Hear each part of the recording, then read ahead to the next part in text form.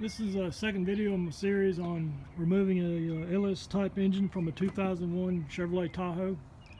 I'm replacing this old engine here with a crate engine, the one sitting behind it.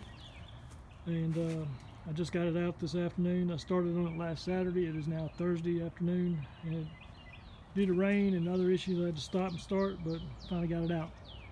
I'm only going to talk about the highlights and things that the obstacles I ran into.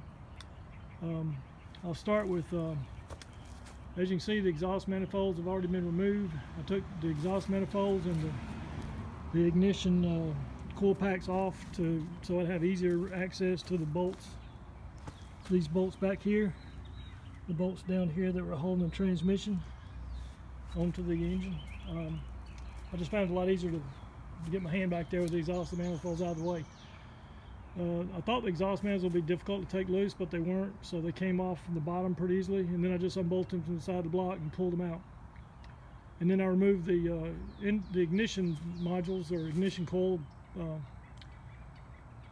coil packs and rails, just because it was kind of hurting my arms to work behind them, so I just removed them for ease too. Easy to come off. So those are issues that I ran into. When I got ready to take the engine out, the torque converter bolts holding the torque converter to the engine would not come out. One of them kind of rounded off, even with a 6-point socket. I bought a Irwin grip, I think it's called a grip tight or grip right kit, and hammered on a 14mm over rounded 15mm bolt. It didn't help, just made it more round. So needless to say, I pulled the engine with the torque converter still attached. So I now have to drill out or cut the torque converter bolts to get the torque converter off the back of this engine. The drain plug for the transmission, the dipstick for the transmission was in the way of one of the bolts, that top bolt hole on the side over here, and I couldn't get that bolt out with the dipstick in the way. So in order to take the dipstick out, I needed to drain the transmission. Well, the transmission drain plug would not come out either. Again, the grip right tool rounded it off even worse, so I ended up using a tool that I made a long time ago. I took this gas tank and I put a bulkhead fitting on it, and there's a rubber hose down in there, and I take a shop vac. My shop vac's over there, and I take a shop vac, put it over this opening here, and it creates a vacuum inside this reservoir. So this gas tank becomes a reservoir for fluid as I'm sucking it. Here's the thing that won't stay up here. So I use this. This is a 1/2-inch polyethylene tube I bought from Lowe's, and I cut the end off at 45 degrees, stuck it down the transmission dipstick, and within about 10 minutes it completely vacuumed all the transmission fluid out. I filled this red tank up about 1.5 times and poured it off.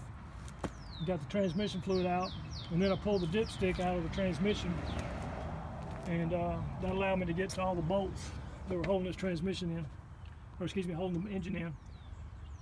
There was one bolt that gave me a lot of trouble. It's on the back upper right, that one right down there.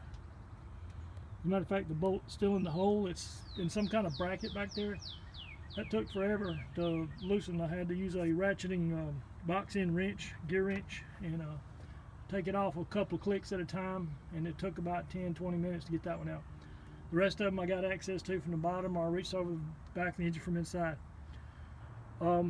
So those are the major obstacles. And then finally, when I pulled the motor out, what I did first, this is the right engine mount, or the driver's side engine mount. I unbolted it here. I took these 4 bolts out here first, because that was what was bolted to the side of the block, thinking it would give me the least or the most clearance.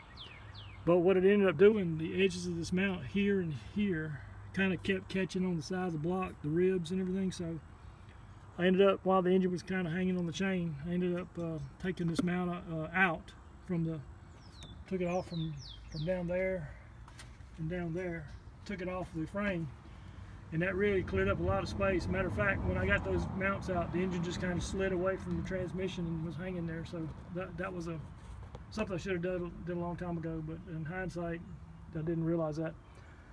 But anyway, so the motor mounts, I loosened the engine from the motor mounts, suspended on chain, and then took the motor mounts out to give me plenty more room.